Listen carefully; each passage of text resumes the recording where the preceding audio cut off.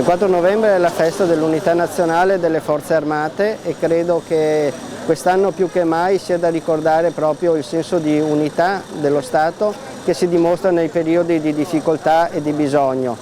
Proprio oggi verrà firmato il decreto, il DPCM del 4 novembre che andrà a sancire quelle che sono le nuove restrizioni, quindi bisogna riscoprire e ritornare a quello spirito di marzo per cui dobbiamo superare insieme le difficoltà di questo periodo. Il ruolo delle forze armate, fondamentale per garantire la nostra sicurezza, è di pochi giorni fa l'atroce e vile attentato di Vienna.